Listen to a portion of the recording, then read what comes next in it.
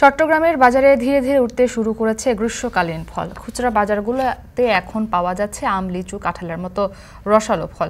তবে এখনও ভরা মৌসুম শুরু না হয় দাম কিছুটা বাড়তি। সামনে পুরো মৌসুম শুরু হলে এবং ফলের সরবরাহ বাড়লে দাম আরও কমবে বলে দাবি ব্যবসায়ীদের। এ বিষয়ে আরও জানাতে চট্টগ্রাম থেকে আমাদের সঙ্গে যুক্ত হয়েছেন শোয়েব রহমান। শোয়েব, খুচরা বাজারে দেশীয় ফলের দরদাম কেমন দেখছেন?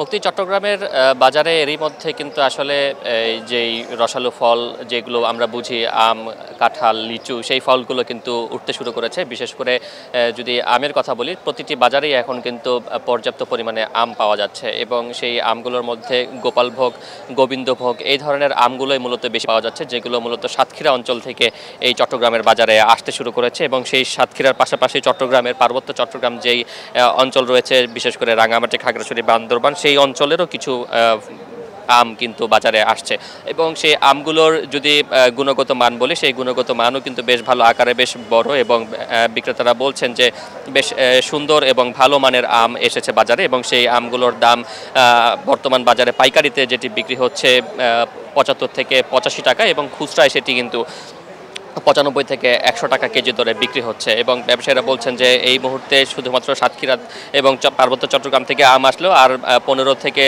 20 দিন পরে কিন্তু রাজশাহী অঞ্চলের আম আসতে শুরু করবে এবং সেই আম আসলে কিন্তু দাম কিছুটা কমবে। একই সাথে চট্টগ্রামের বাজারে কিন্তু লিচু পাওয়া যাচ্ছে। সেই লিচু মূলত এখনও স্থানীয়ভাবে উৎপাদিত যে লিচু, মূলত পার্বত্য চট্টগ্রাম এবং সেই সাথে বাঁশখালী অঞ্চলের যে লিচুগুলো রয়েছে, সেই লিচুই কিন্তু বাজারে পাওয়া যাচ্ছে। সেই লিচু ঝাঁকি বা ঝুড়ি আকারে আসে, প্রতি ঝুড়িতে বা ঝাঁকিতে 1000 পিস লিচু থাকে এবং সেই 1000 পিস লিচুর দাম কিন্তু হাঁকা হচ্ছে প্রায় 2200 থেকে 2400 টাকা।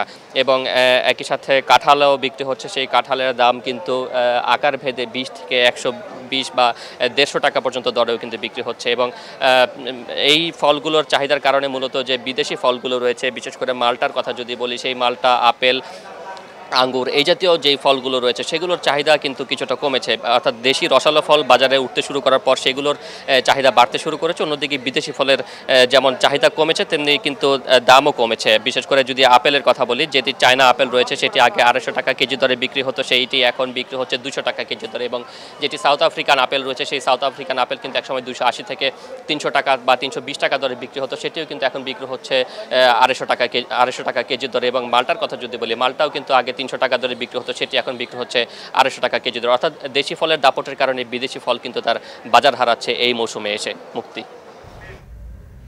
ফলের বাজারের খবরাখবর জানাতে চট্টগ্রাম থেকে আমাদের সঙ্গে যুক্ত ছিলেন শোয়েব রহমান।